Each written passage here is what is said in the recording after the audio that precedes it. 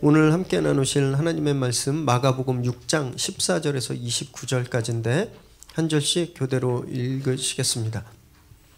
이에 예수의 이름이 드러난지라 헤롯 왕이 듣고 이르되 이는 세례 요한이 죽은 자 가운데서 살아났도다. 그러므로 이런 능력이 그 속에서 일어나느니라 하고 어떤 이는 그가 엘리야라 하고 또 어떤 이는 그가 선지자니 옛 선지자 중에 하나와 같다 하되 헤롯은 듣고 이르되 내가 목벤 요한 그가 살아났다 하더라. 전에 헤롯이 자기가 동생 빌립의 아내 헤로디아에게 장가든 고로 이 여자를 위하여 사람을 보내어 요한을 잡아 옥에 가두었으니 이는 요한이 헤롯에게 말하되 동생의 아내를 취한 것이 옳지 않다 하였음이라. 헤로디아가 요한을 원수로 여겨 죽이고자 하였으되 하지 못한 것은 헤롯이 요한을 의롭고 거룩한 사람으로 알고 두려워하여 보호하며 또 그의 말을 들을 때에 크게 번민을 하면서도 달갑게 들음이러라. 마침 기회가 좋은 날이 왔으니 곧 헤롯이 자기 생일에 대신들과 천부장들과 갈릴리의 귀인들로 더불어 잔치할세. 헤로디아의 딸이 친히 들어와 춤을 추어 헤롯과 그와 함께 앉은 자들을 기쁘게 한지라. 왕이 그 소녀에게 이르되 무엇이든지 내가 원하는 것을 내가 주리라 하고 또 맹세하기를 무엇이든지 내가 내게 구하면 내 나라의 절반까지라도 주리라 하거늘 그가 나가서 그 어머니에게 말하되 내가 무엇을 구하리이까.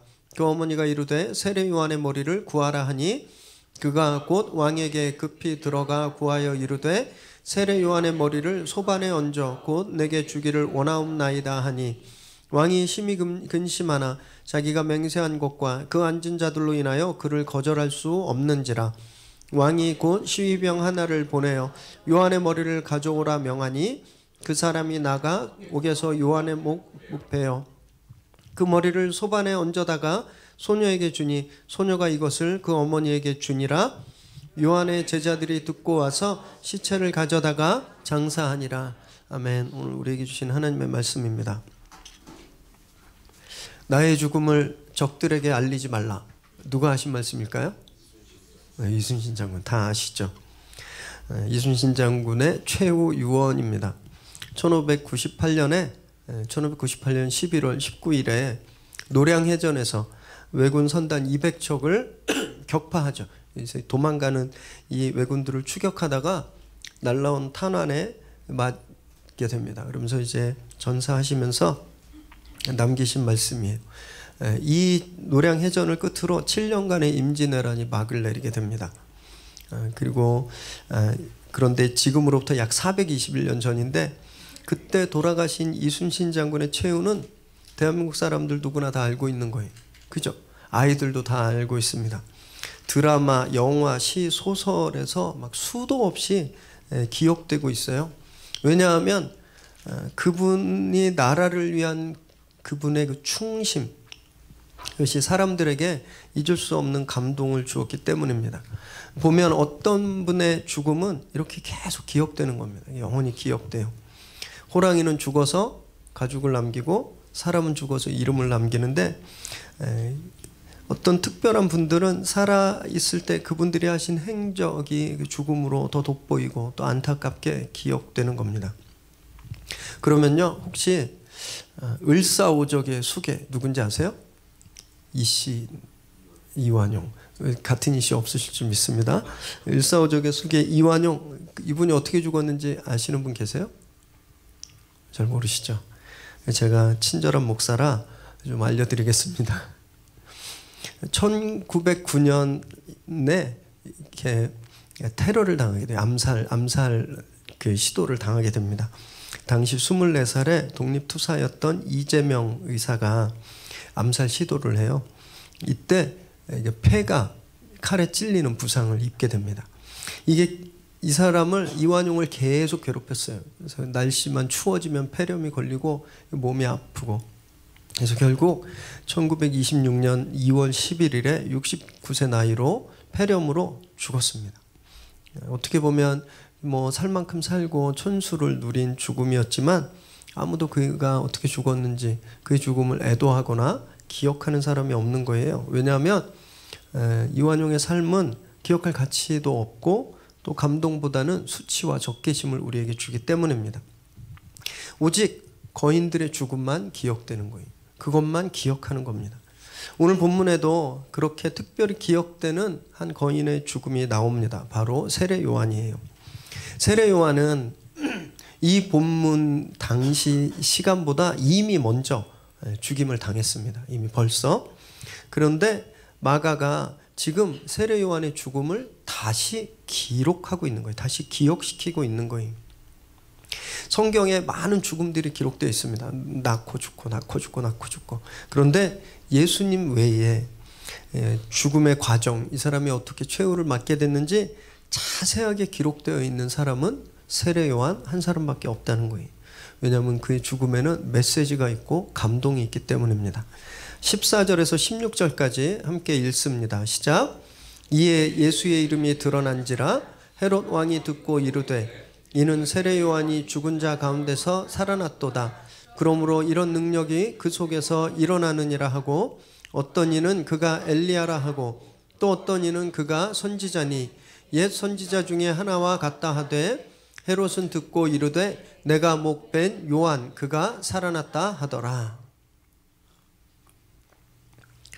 주님은 지난 본문에서 제자들을 둘씩 짝지워서 팔레스타인 전역으로 아울리치를 보냈습니다. 그리고 이들을 보내시면서 하늘의 권능, 귀신을 쫓는 능력도 부여하셨어요. 그래서 이들이 가는 곳마다 엄청난 기적들이 일어났습니다. 귀신들이 쫓겨가고 병자들이 막 난 거예요. 그런데 마가가 이 제자들의 사역에 대해서 더 자세한 설명을 하기 전에 이들이 다시 그 사역에서 돌아오기 전에 요 사이에 세례 요한의 죽음에 관한 기록을 끼워 놓고 있는 겁니다. 이건 히브리 문학의 독특한 특징인 끼워 넣기 양식. 끼워 넣기 양식은 제가 붙인 이름인데요. 네, 끼워 넣기 양식이에요. 창세기에도 보면 이런 구절들이 몇 구절 있는데 창세기 25장에 보면요. 야곱이 팥죽을 써서 형 에서에게 장자권을 훔치죠. 그리고 나서 앞으로 이 야곱이 장자권으로 뭘 하나 우리가 궁금해하는 찰나에 26장에 갑자기 이삭의 이야기가 딱 들어 있습니다. 그리고 나서 27장에 야곱의 이야기가 또 계속돼요. 37장에는요 요셉의 이야기가 나오는데 요셉이 꿈을 꾸잖아요. 볕 집단들이 절을 하고 하늘의 해와 달과 별들이 절하고 그래서 형들한테 미움을 사서 팔리게 되죠. 그러면 다음 장에선 팔리고 어떻게 됐는지 이야기가 나와야 되는데 38장에 갑자기 요셉의 형인 유다와 그 며느리 다말의 사건이 기록되어 있습니다. 그리고 나서 이후에 요셉의 이야기가 계속됩니다. 사도행전 8장에도 보면 이와 같은 기록이 있는데 사도행전 8장 초반에 1절에서 3절까지 보면 사울이 교회를 막 핍박하는 기세 등등하게 막 교인들을 잡아가두고 핍박하는 기록이 나오다가 갑자기 빌립 집사님의 사역이 나와요. 사마리아에 가서 큰 부흥을 이루고 사막으로 가서 이디오피아 황관을 복음을 전하고 세례 주는 사건이 딱 나오고 그리고 9장에서 다시 사울의 이야기가 나옵니다. 이건요 일종의 독자들을 위한 숨고르기 같은 거예요. 막 긴장감이 막 고조될 때 잠깐 한 템포 쉬어가면서 더 깊이 생각하고 기대하게 만드는 그런 기술입니다. 그리고 동시에 그 안에 딱 끼워 넣은 스토리를 통해서 어떤 특별한 메시지를 전달하기 위해서 히브리 문학은요 이런 양식을 자주 사용합니다. 오늘 본문도 그렇거든요. 제자들이 파송했어요. 귀환해야 되는데 파송과 귀환 사이에 세례 요한의 그 최후의 장면이 딱 들어가 있는 겁니다. 이걸 통해서 우리에게 어떤 특별한 메시지를 주기 위해서인 거예요. 파송된 제자들로 인해서 예수님에 대한 소식이 막 급속도로 이스라엘 전역으로 퍼지게 되었습니다. 그런데 소문은요, 소문을 낳거든요. 이렇게 한두 사람만 건너가도 아가 어가 되잖아요. 세 사람만 모이면 가짜를 진짜로 만들 수 있고 진짜를 가짜로 만들 수 있는 거예요. 그러니 예수님의 소문이 전역으로 퍼져나갈 때 얼마나 많은 오해와 헛소문들이 있었겠어요. 그런 것들이 지금 본문에 기록되어 있는데 사람들이 예수님을 죽은 세례 요한이 다시 살아난 거다라고 생각했다라는 거예요. 아니면 엘리야가 다시 부활했다. 그것도 아니면 이사야, 예레미야, 학개, 스가랴 이런 선지자들 중에 한 사람이 부활한 거다.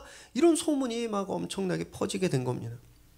그런데 보면 사람들이 이렇게 오해한 건 이 사람들의 잘못만은 아니었어요. 왜냐하면 성경에 이렇게 기록되어 있기 때문인데 말라기 4장 5절 6절 함께 읽습니다. 시작. 보라, 여호와의 크고 두려운 날이 이르기 전에 내가 선지자 엘리야를 너희에게 보내리니 그가 아버지의 마음을 자녀에게로 돌이키게 하고 자녀들의 마음을 그들의 아버지에게로 돌이키게 하리라. 돌이키지 아니하면 두렵건대 내가 와서 저주로 그 땅을 칠까 하노라 하시니라. 말라기에 그렇게 기록되어 있었던 거예요. 마지막 때가 오면 그 전에 내가 엘리야를 다시 보내겠다. 그래서 백성들을 회개시키겠다. 이렇게 기록되어 있으니까 사람들이 예수님에 대해서 들으면서 이 기록된 그 엘리야가 이제 온 거구나 이렇게 오해했던 겁니다. 그런데 사실은요, 이 본문 말라기 본문이 정확하게 그 예언하고 있는 그 앞으로 올 엘리야는 사실은 예수님이 아니라 세례 요한을 뜻합니다. 그게 정확한 해석이에요. 왜냐하면 세례 요한이 엘리야와 거의 같은 동일한 성격의 사역을 감당했기 때문이거든요. 같은 목적으로 보냄받은 사람들이었어요. 사람들이 이 예언을 오해한 거죠. 그리고 또 사람들이 왜 죽었던 세례 요한이 다시 살아났다, 왜 이렇게 오해했었냐면요, 예수님의 제자들 중에 세례 요한의 제자들이 있었기 때문입니다. 누구누구인지 아세요? 3명이 있었는데 그 안드레, 요한, 빌립, 이 3명이 예수님을 만나기 전에 세례 요한의 제자였어요. 세례 요한을 따라가다가 예수님의 제자가 된 거거든요. 그러니 이 제자들이 막 파송 나가서 병을 고치고 귀신을 막 쫓으니까 사람들이 보면서 저 사람 옛날에 세례 요한의 제자였는데 아니 어떻게 이런 능력을 가지게 됐지? 혹시 저 사람들이 말한 그 선생님이 죽었던 세례 요한이 다시 살아난 거 아니야? 사람들이 이렇게 믿을 만한, 오해할 만한 충분한 근거가 있었다라는 겁니다. 사람들은 그렇게 각자 의견이 분분했어요. 예수님에 대해서 이 사람일 거다, 이 사람일 거다, 이 사람일 거다 막 의견이 분분했는데 오늘 본문 보니까 헤롯은요, 예수님을 누구라고 확신하냐 하면 자기가 죽인 세례 요한이 다시 되살아났다 이렇게 확신하고 있는 거예요. 이것은 왜 그러냐 하면 그 사람이 세례 요한을 죽인 것에 대해서 늘 불안함과 두려움이 있었기 때문입니다. 16절에 이르되라는 말이 있는데 이 말은 직역하면 계속 말하고 있었다라는 뜻이에요. 내가 죽인 세례 요한이야. 세례 요한이 살아났어. 세례 요한이 살아났는데 어떡하지? 그러니까 계속 그걸 말하고 있었다라는 겁니다. 세례 요한을 죽인 것에 대해서 양심의 가책이 계속 그를 괴롭혔다는 거예요. 혹시 내가 그걸로 벌을 받게 되지 않을까? 계속 두려워하고 있던 차에 세례 요한이 살아난 거 아니야? 이런 소문을 들으니까 그가 너무너무 극도로 불안해진 겁니다. 자라보고 놀란 가슴이 소뚜껑 보고 확 놀란 거예요. 그래서 그 세례 요한이 나한테 복수하러 오지 않을까 엄청나게 불안해한 거죠. 세례 요한이 죽은 사건에 대해서, 이유에 대해서 이제 말씀하고 있는데 17절을 읽겠습니다. 시작. 전에 헤롯이 자기 동생 빌립의 아내 헤로디아에게 장가든 고로 이 여자를 위하여 사람을 보내어 요한을 잡아 옥에 가두었으니. 이 본문은 번역에 오류가 있습니다. 여기는 빌립을 동생이라고 했는데요, 원어에서는 동생이라는 의미가 아니라 형제라는 의미로 써 있어요. 근데 이 형제를 한글 성경으로 번역하면서 동생으로 오역했는데 실제 역사적인 근거에 따르면 동생 빌립이라는 사람이 지금 여기 나오는 헤롯보다 3살이 많습니다. 그래서 이복형, 자기 형, 이게 더 정확한 해석이에요.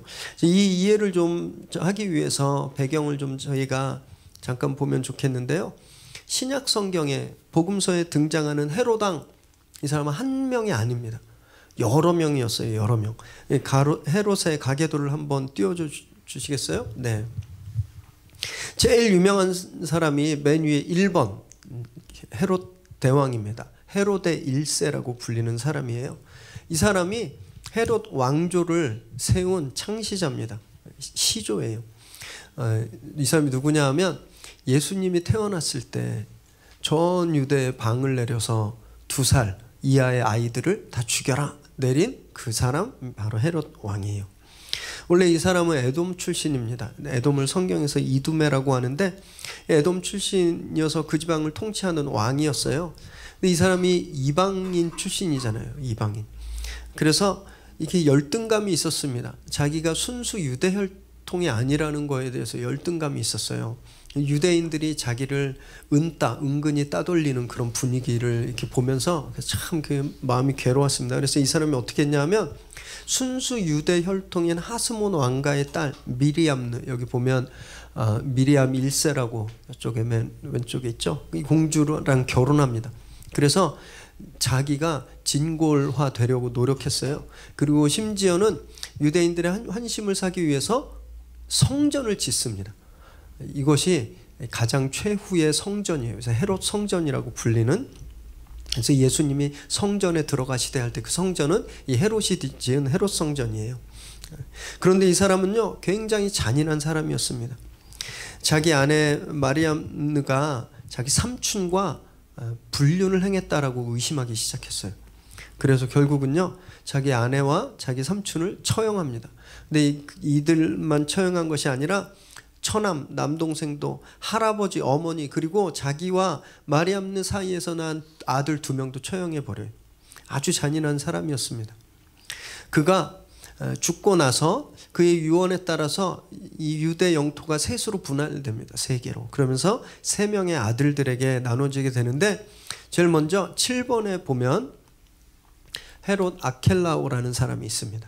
이 사람이 남쪽 지역을 다스렸었어요. 남쪽은 어디냐 하면 이 사해 옆쪽과 그 아래 유대와 사마리아 땅 이쪽을 말하는데 이 사람이 거기를 다스렸는데 너무너무 잔인했습니다. 그래서 유대인들이 투서를 막 로마에 보냈어요.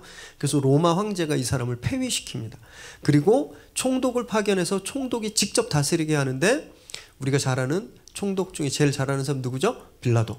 빌라도가 이때 파송돼서 총독으로 다스렸던 사람이었어요.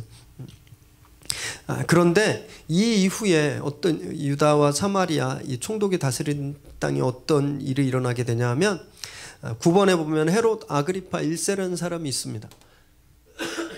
이 사람이 로마의 볼모로 잡혀갔어요. 그런데 로마는요 볼모가 포로처럼 사는 것이 아니라 그 홈스테이 유학생 같은 그런 삶을 삽니다. 로마의 정책이었는데 속주를 삼고 식민지를 삼으면 그 지역에 유력한 파워 있는 사람의 자녀들을 데리고 와서 로마의 귀족들 집안에 거의 입양하듯이 보냅니다. 그래서 거기서 똑같이 생활하고 먹고 자라고 교육받게 만들어요. 그래서 무엇을 노렸냐면 완전히 로마화 되는 거예요. 그리고 이 사람을 나중에 본국으로 보내면 어떻게 되겠어요? 친로마 성향을 가지게 되는 거죠. 그런 사람 중에 하나였습니다. 헤롯 아그리파 1세가 그래서 로마의 나중에 황제가 되는 클라우디우스 황제의 집에 그렇게 유학생처럼 홈스테이 하게 되는 거예요. 그러다가 이 클라우디우스 황제가 정권을 잡을 때 이 헤롯 아그리파 1세가 지대한 공헌을 하게 됩니다.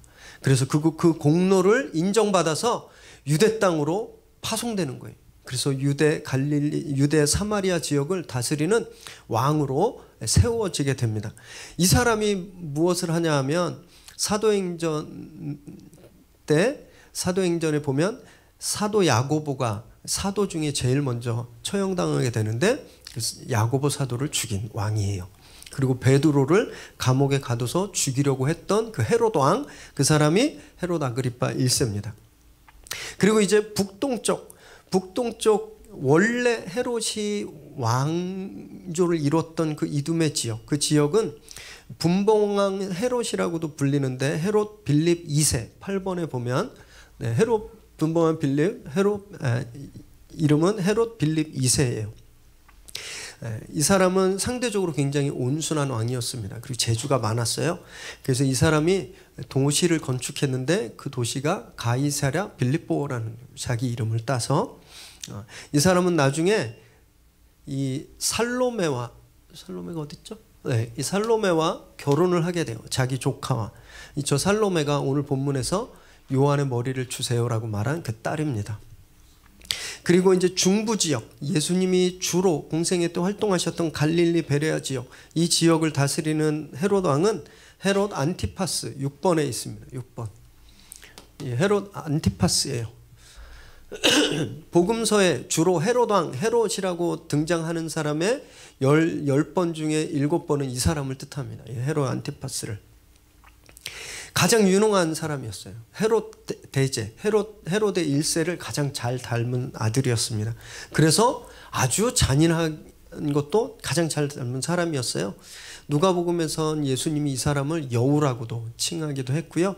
나중에 예수님을 빌라도에게서 인계받아서 재판했던 왕, 그 사람이 헤롯 안티파스인데, 이 사람이 오늘 본문의 주인공이에요. 오늘 본문에. 원래는요, 결혼한 여인이 있었습니다. 나바테아 왕국, 지금 이 헤롯이 다스리는 중부 지역에서 그 동쪽으로 이렇게 인접해 있는 나바티아 왕국이 있었는데 계속 갈등이 생기니까 정략적인 결혼을 하는 거예요. 그래서 그 나바테아 왕국의 딸인 파샬리스 공주와 결혼합니다. 그런데 그가 어느 날 자기 이복형인 헤롯 빌립 1세, 오늘 여기 2번인데요. 이 사람은 공직에 있지 않았습니다. 공직에 있지 않았어요. 그리고 오늘 한글 성경에서 오역한 동생 빌립이라는 사람이 저 헤롯 빌립 2세예요. 1세예요.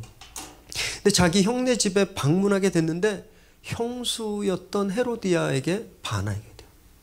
자기 형수인데 헤로디아에게 반하게 돼서 자기 이복형인 빌립 1세는 공직에 있지 않았으니까 파워가 없었잖아요. 자기는 왕이었기 때문에 파워가 있었습니다. 그래서 형을 협박해서 자기 형수를 뺏어요. 자기 형수를, 본부인을 내쫓죠. 이때 그 파샬리스 공주가 자기 나라로 돌아갑니다. 그래서 이게 앙심을 품고 돌아가요. 그래서 후에 나바테아 왕국이 이 지역을, 갈릴리 지역을 침공합니다. 그래서 헤롯 안티파스를 공격해요. 이때 헤롯 안티파스가 아주 쫄딱 패망하고 나중에 귀양을 가게 됩니다. 그래서 거기서 비참하게 죽게 되는 겁니다. 이 보면요, 이게 지금 완전히 유다판 막장 드라마죠, 그죠? 헤로데아는요, 삼촌 2명과 결혼 생활을 한 거예요. 이렇게 보면 그 악했던 왕으로부터 시작한 그 잔인한 그런 모습들이 아들들과 손자들과 그 딸들에게 계속 되풀이되어서 나타나고 있는 걸 볼 수 있어요. 저는요, 이 가계에 흐르는 저주, 이 말 들어보셨어요? 한때 유명했었습니다. 한때 막 이렇게 가계에 흐르는 저주를 끊어야 뭐 산다 막 이래서 책도 나오고 그랬는데, 저는 이 가계에 저주가 흐른다는 말을 별로 좋아하지 않습니다. 성경적이지 않다고 생각해요. 왜냐하면 죄의 저주는 이미 예수님이 끊으셨어요. 예수님이 끊으셨습니다. 더 이상 우리 가문에, 우리 집안에 흐르는 저주는 없어요. 그런데 그렇다고 죄의 영향력까지 완전히 소멸된 건 아니다라는 거예요. 죄의 뿌리는요, 진짜 끊어내기 어렵습니다. 정말. 선대의 죄가 후대에서 계속 반복되어 나타나요. 알코올 중독이 있는 아빠, 또 할아버지, 또는 가정폭력하는 아빠, 할아버지, 그 밑에서 자라는 아이들, 자녀들은 정말 안타깝게도 그 잘못을 되풀이하는 가능성이 굉장히 크다고 하거든요.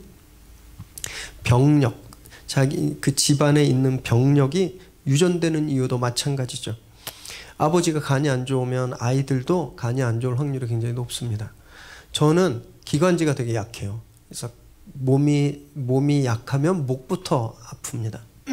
그리고 콜레스테롤 수치가 엄청 높아요. 얼마 전에 건강검진했는데 보니까 아마 여러분의 3배 정도 되는 것 같아요. 그래서 그래서 병원을 한 번 더 가야 되는데 왜 그러냐면 제가 뭐 기름진 걸 많이 먹고 막 그래서가 아니라 저희 선조들이 그런 병력을 가지고 있었기 때문에 그것이 저에게 유전되어 온 거거든요.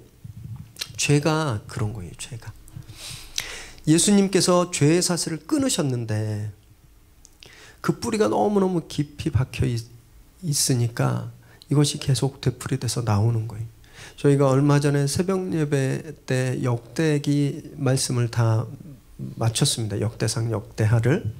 거기 보면 유다의 왕조 20세대가 나오는데 진짜 우상 숭배가 계속 되풀이되는 거예요. 아니 그만큼 혼나고 죽을 뻔하다가 살아났으면 완전히 끊어져야 되는데 계속해서 우상 숭배가 뿌리 뽑히지 않고 그 죄가 계속 반복되고 있는 걸 보거든요. 그만큼 어려운 겁니다. 죽음에 이르는 저주는 끊어졌지만 그러나 우리 안에 있는, 우리 유전자 안에 있는 죄의 DNA는 너무너무 깊이 박혀 있는 거예요. 그래서 우리는요, 이 죄, 이 악한 모습이 우리 대에서 끝나도록 그렇게 몸부림쳐야 되는 거예요. 우리 대에서. 그러지 않으면 우리 자녀들 또 그 다음 세대 계속 우리가 저질렀던 우리의 연약했던 모습들이 계속 반복하게 되는 것이죠. 그래서 말씀 앞에 달마다 나오셔서 그 뽑히지 않고 있는 그 깊은 뿌리를 막 뽑아내려고 몸부림치셔야 돼요. 십자가 보혈을 그래서 날마다 통과하셔야 됩니다. 여러분, 그래서 뿌리 뽑힐 때 진짜 끝장낼 수 있는 거예요. 18절 말씀 읽겠습니다. 시작. 이는 요한이 헤롯에게 말하되 동생의 아내를 취한 것이 옳지 않다 하였습니다. 헤롯이 자기 형수를 취해서 결혼했잖아요. 세례 요한이 이것을 보고 이것은 죄다라고 이야기한 거예요. 이 폐륜적인 결혼은 옳지 않다라고 이야기한 겁니다. 그랬더니 헤로디아가 앙심을 품은 거예요. 앙심을. 견딜 수가 없었던 겁니다. 그 더러운 양심이 선한 선포를 들으니까 괴로운 거예요. 그래서 빨리 저 사람을 죽여야 되겠다 이런 마음을 품고 그를 가두었습니다. 말씀 묵상하면서 이런 상상을 한번 해보았어요. 만약에 세례 요한이 지금 이 세상에 만약에 와 있다면 이분은 어떤 사역을 했을까, 이런 상상을 좀 한번 해보았습니다. 어거스틴 이후로 기독교는요, 종교 분리 정책을 고수했습니다. 종교와 정치는 서로 간섭할 수 없다. 교회는 군주가 뭘 하든 간섭하지 말고, 또 군주도 뭘 해도 되는데 교회만은 간섭하지 마라. 이런 묘한 동반자 관계가 시작된 거예요. 세례 요한은 종교인이었을까요? 정치인이었을까요? 종교인이죠. 그러면 이 종교 분리의 정책에 의하면 그는 헤롯에게 아무 말도 하면 안 되는 거예요. 간섭하지 않아야 되니까. 그건 종교 영역이 아니잖아요. 그런데 세례 요한은 개인적인 종교 영역의 죄뿐만이 아니라 사회적이고 정치적인 죄에도 지금 회개하라고 선포하고 있는 겁니다. 침묵하지 않았다라는 거예요. 세례 요한뿐만이 아니었습니다. 구약에 나타난 모든 선지자들, 이사야, 예레미야, 아모스, 모든 구약의 선지자들이 다 똑같았어요. 그들은 개인 영성 차원의 거룩뿐만이 아니라 사회 차원의 거룩까지 그들의 사역 대상으로 삼았습니다. 그래서 왕이 잘못하면 왕에게 가서 직언하고, 리더십들이 잘못하면 리더들한테 가서 직언했던 사람들이 바로 이 선지자들이었습니다. 왜냐하면요, 이 악한 세상 속에서 개인이 선하기가 정말 어렵기 때문에 그래요. 집에서는 정말 정직하고 깨끗하고 착한 아빠들이 직장이라는 구조 속에서 얼마나 많은 죄를 짓는지 모릅니다. 거짓 서류에 서명하기도 하고, 공정하지 않는 거래를 묵인하기도 해요. 아니면 동료들과 함께 음란한 장소를 가기도 하고, 양심의 찔림은 있지만 그 구조 속에서 어쩔 수 없이 저지르게 되는 죄들이 있다는 거예요. 이것이 죄의 시스템입니다. 죄의 시스템. 선한 개인도, 선한 양심을 가지고 있는 개인도 이 죄로 돌아가는 시스템 안에서는요, 선하게 살기가 너무 어렵다는 거예요. 그래서 하나님이 선지자들을 통해서 계속 이 시스템에 퍼져 있는 죄, 그것을 악하다라고 선포하고 우리 개인뿐만이 아니라 이 사회 시스템도 거룩해지기를 원하셨다라는 거거든요. 우리 기독교의 흑역사가 있습니다. 흑역사. 목사로서 정말 창피하고 너무너무 죄송스럽게 생각하는 흑역사인데, 여러분 1월 2일 날 이순자 씨가 모 방송에서 인터뷰를 했어요. 이순자 씨가 누군지 아세요? 전두환 씨 와이프 아시죠? 네. 뭐라고 말했냐면 자기 남편 전두환 씨가 민주주의의 아버지다 라는 진짜 엄청나게 희한한 발언을 했습니다. 여러분 전두환 씨가 누구죠? 정권을 잡으려고 군대를 보내서 시민들을 무자비하게 학살한 사람이에요. 근데 그런 분이 낳은 아이가 민주주의라는 게 이게 말이 안 되는 거죠.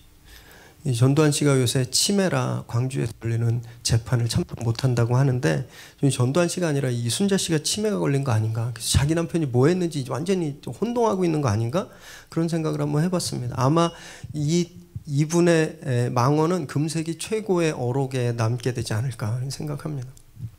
그런데 문제는요, 만약에 그렇게 정권을 잡은 전두환 씨에게 세례요한이 찾아갔다면 어떻게 행동했을까라는 거예요. 어떻게 했을까요? 종교분리 원칙에 의해서 침묵했을까요? 오늘 본문을 통해서 알 수 있는 건, 만약에 세례요한이 전두환 씨에게 갔다면 그가 저지른 살인에 대해서 비판했을 거예요. 그리고 신군부에 잡혀서 죽었을 겁니다. 정말 창피하게 당시 한국교회 지도자들은요, 정반대의 모습을 보였습니다. 침묵이라도 했으면 너무 다행인데 적극적으로 동조했어요. 이 기독교의 그 신사참배 이후의 최악의 흑역사입니다. 1980년 8월 6일이에요. 광주의 학살의 그 피가 채 마르기도 전이죠. 석 달도 되기 전이에요. 롯데호텔에서 전두환 상임위원장을 위한 조찬 기도회가 열렸습니다. 여기에 당시에 존경받았던 교단장급 목사님들 23명이 참석했어요. 제가 이분들 이름을 차마 여기서 밝히지 못하겠습니다. 충격받으실까 봐. 네. 한국의 성자라고 생각하는 분도 계세요. 아직도 살아서 엄청난 영향력을 끼치는 분도 여기에 계셨어요. 이분들이 여기 참석해서 뭐라고 기도하셨는지 아세요? 전 장군은 하나님께서 우리 민족을 위해 내리신 분이다. 구석구석 악을 제거해 주셔서 감사합니다 라고 축복했어요. 그럼 구석구석 악을 제거해 줬다는 게 무엇일까요? 광주에서 사람들을 죽인 그 살인을 거룩한 일이라고 포장하고 정당화시켜주는 거예요. 여러분, 이분들이 여기 몰려가서 조찬기도 하기 2달 전에 부산에서 어떤 일이 있었냐면요, 부산제일교회 임기윤 목사님이라는 분이 계셨어요. 이분이 주일 설교 시간에 광주 민주화 운동의 실상을 이야기하다가 보안사에 잡혀갔습니다. 그리고 며칠 후에 죽음으로 돌아오셨거든요. 자, 여러분, 누가 성경에 기록된 세례요한과 같은 선지자의 삶을 살았을까요?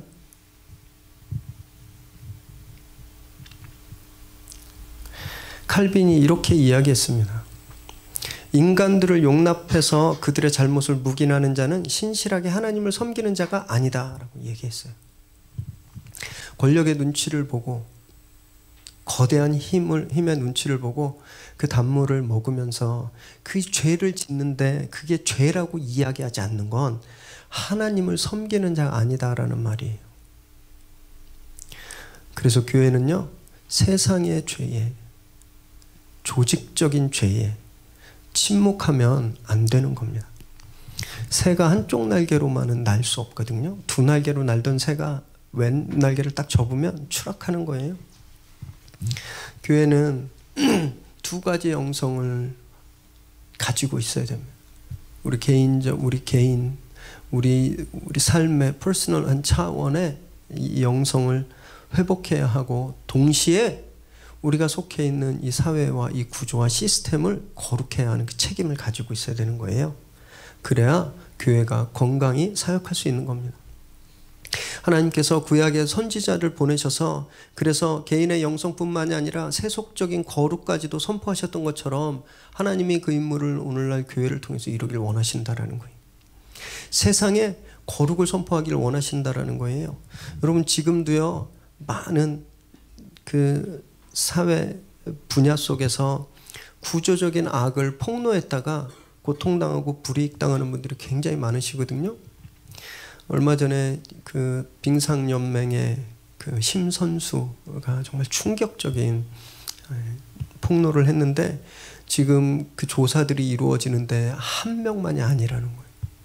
그리고 빙상 쪽뿐만이 아니라 다른 체육계에도 엄청 많다. 근데 기자가 뭐라 그러냐 하면 그 사람들이 이걸 밝히지 못한 이유는 보복 때문이라. 보복. 구조적인 악이 엄청 견고한 거예요. 그럼 교회가 이들을 위해서 기도해야죠. 이들을 위로하고 격려하고 이들이 교회에서 힘을 얻을 수 있어야 되는 거예요. 여러분 그것이 우리가 하나님께서 우리에게 원하는 절반의 책임, 여태까지 우리가 잘 몰랐던 그리고 일부러 외면했던 그 사회적 책임, 그것을 담당하는 겁니다. 그걸 잊으시면 안 되는 거예요. 21절에서 23절까지 읽습니다. 시작. 마침 기회가 좋은 날이 왔으니 곧 헤롯이 자기 생일에 대신들과 천부장들과 갈릴리의 귀인들로 더불어 잔치할세. 헤로디아의 딸이 친히 들어와 춤을 추어 헤롯과 그와 함께 앉은 자들을 기쁘게 한지라. 왕이 그 소녀에게 이르되 무엇이든지 내가 원하는 것을 내게 구하라 내가 주리라 하고 또 맹세하기를 무엇이든지 내가 내게 구하면 내 나라의 절반까지라도 주리라 하거늘. 헤로디아는 이 세례 요한을 죽이고 싶어서 막 참을 수가 없었어요. 그래서 계속 죽일 기회를 엿보았는데 성공할 수 없었습니다. 왜냐하면 헤롯이 세례 요한을 의인으로 여겼기 때문에, 그리고 그를 암묵적으로 보호했기 때문에 그래요. 그런데 절호의 찬스를 맞이하게 된 거예요. 헤롯의 생일이 왔는데 그 생일 파티에서 자기 딸 살로메가 고관 대신들 앞에서 아주 멋진 춤을 춘 거예요. 헤롯이 너무 흡족했습니다. 헤롯이 너무 그것이 마음에 들었어요. 그래서 그 딸에게 네가 무엇이든지 원하면 내가 주겠다. 심지어 23절에 보니까 나라의 반을 달라면 그것까지 주겠다. 근데 사실은 이건 진짜 나라를 주겠다라는 뜻으로 이해하시면 안 됩니다. 헤롯은 국토를 분할할 수 있는 권한이 없는 사람이었어요. 이거는 우리식 표현이 있죠. 내가 당신을 위해서 하늘의 별까지 따주겠습니다. 네. 별 따다 주신 남편들 아무도 없죠. 네. 그만큼 진짜 별을 따다 주는 게 아니라 그만큼 사랑한다, 그만큼 간절하다는 마음이 담겨있는. 그래서 이 나라의 절반까지도 줄 만큼 자기 맹세를 확고히 했어요. 네가 원하는 것은 다 주겠다. 그런데 이 사람은요, 이 약속으로 인해서 자기가 어떤 괴로움을 겪게 될지 꿈에도 상상하지 못한 거예요. 그 당시의 기분, 그 당시의 감정, 한껏 업돼서 호탕하게 뒷일은 생각하지 않고 맹세하고 있는 것이죠. 네, 여러분, 저희들도 많은 약속을 하시잖아요. 약속하실 때 절대 기분에 따라서 하지 마세요. 즉흥적으로 하지 않으셔야 돼요. 그랬다가 후회하는 일 얼마나 많으셨습니까? 기도하고 하십시오. 신중하게 생각하고 그렇게 약속을 하셔야 돼요. 성급한 약속은 늘 후회만 가져오는 겁니다. 24절 25절 읽습니다. 시작. 그가 나가서 그 어머니에게 말하되 내가 무엇을 구하리이까?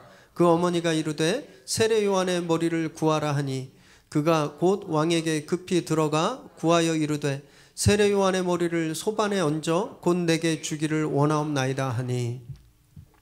살로메가 어머니한테 달려갔어요. 어머니, 왕이 나에게 달라는 대로 주겠다고 하는데 뭘 달라 그럴까요? 프라다 롱패딩을 달라 그럴까요? 아니면 차를 한 대 뽑아달라 그럴까요? 아니면 진짜 어디 멋진 전원주택 단지를 달라 그럴까요? 막 물었더니 헤로디아가 그 딸에게 세례 요한의 머리를 달라 그래라 얘기한 거예요. 살로메가 그 말을 듣고 와서 자기에게 세례 요한의 머리가 담긴 쟁반을 달라고 소름 끼치도록 섬뜩한 요구를 했습니다. 여러분, 엄마를 보면 대부분 대충 딸을 알 수 있습니다. 그래서 이렇게 결혼하기 전에 그 자매도 잘 봐야 되지만 자매의 어머니도 유심하게 봐야 돼요. 그래서 이렇게 결혼 정년기에 있는 형제들이 별로 없지만 아들 가지신 우리 부모님들 나중에 사돈 댁 안 사돈 잘 보시고 결정 내리시기 바랍니다. 보면 엄마가 악하니까 딸도 악한 거예요. 어떻게 이런 요구를 할 수 있습니까? 생일 파티잖아요. 생일 파티. 생일 파티가 뭐예요? 생명이 태어난 날을 축하하는 날이에요. 새 생명이 태어난 날을 축하하는 날, 악마 같은 살인을 모의하고 있는 겁니다. 이게 얼마나 악한지 모르겠어요. 여러분, 세상이 정말 이와 비슷할 때가 많아요. 소리장도란 말이 있죠. 웃음 속에 긴 칼을 품고 있는 거예요. 우리와 파티를 벌이지만 사실 속으로는 우리를 무너뜨릴 그런 궁리를 막 하고 있어요. 그래서 세상의 액면을 그대로 믿지 마십시오. 세상이 베푸는 호의의 마음을 빼앗기시면 안 돼요. 늘 주의하시고 주의하셔야 됩니다. 안 그러면 잔치상이 제사상이 될 수 있는 거예요. 26절에서 28절까지 읽겠습니다. 시작.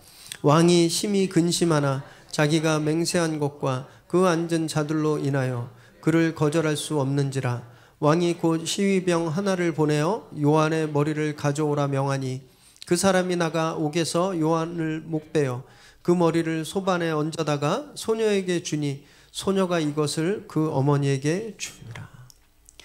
거절했어야 하는 요구인데, 왜냐하면 헤롯은 세례 요한에게 죄가 없다는 걸 누구보다 잘 알고 있었거든. 그 사람은 평소에 세례 요한을 찾아가서 그 말씀을 찔림이 있었지만 불편했지만 그 말씀을 듣는 것을 즐겨 했었거든. 그런데 자신의 체면 때문에 고민하는 거예요. 내가 약속했는데 이걸 어길 수가 없는 거예요. 그래서 결국 세례 요한을 처형하게 되죠.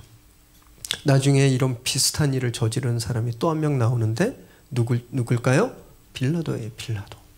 예수님이 아무런 죄가 없는 걸 아는데, 이 사람은 혐의가 없는 걸 아는데 백성들이 원하니까 그냥 십자가에 내어주었거든요.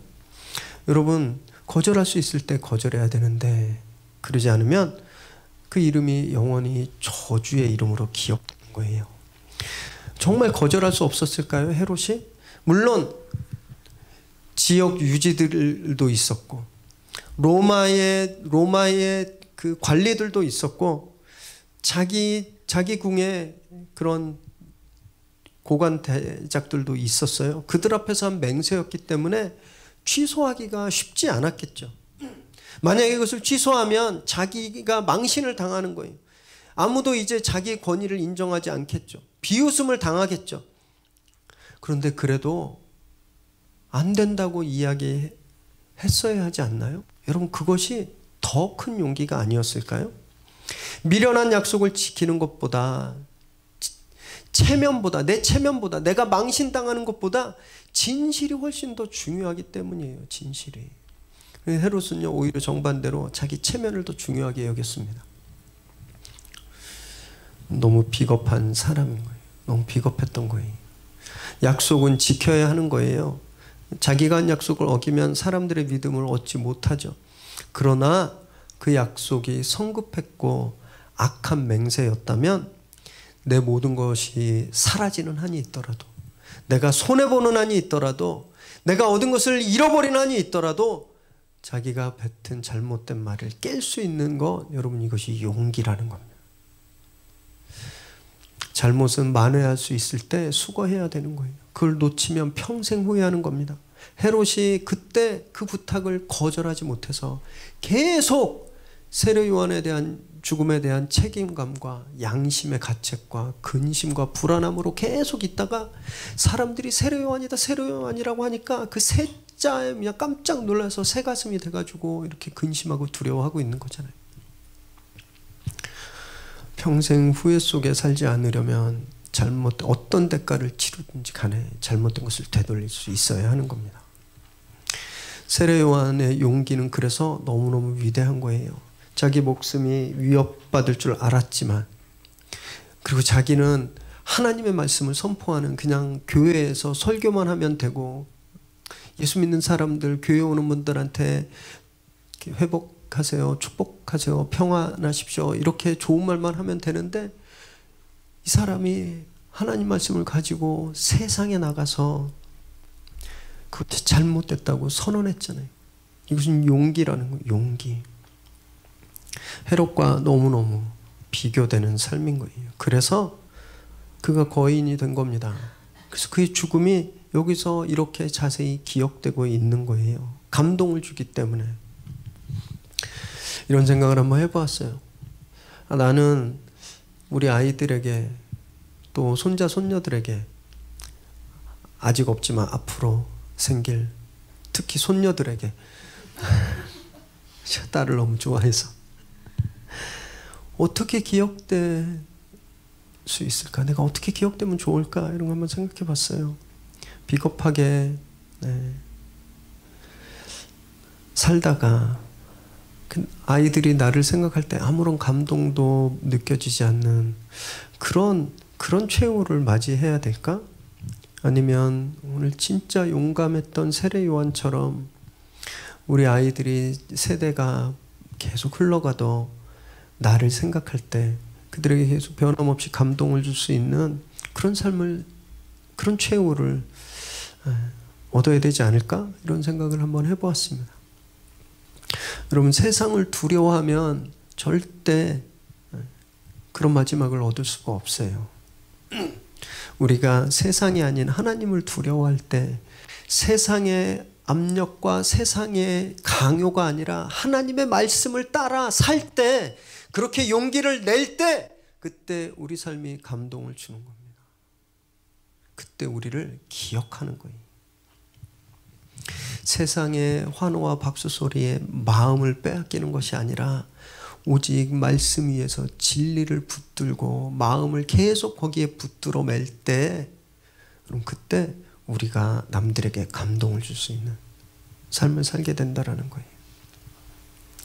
오늘 그렇게 세상 앞에 당당히 설 수 있는 용기를 회복하시기를 바랍니다. 믿음의 거인으로 살고, 그리고 믿음의 거인으로 떠날 수 있게 되길 바라요. 그래서 우리들의 후손이 우리를 기억할 때, 위례 새로운 교회 2019년 위례 새로운 교회 교인들 우리를 생각할 때 깊은 감동을 경험하는 그런 복된 인생을 사시기를 주님의 이름으로 축원합니다. 기도하겠습니다.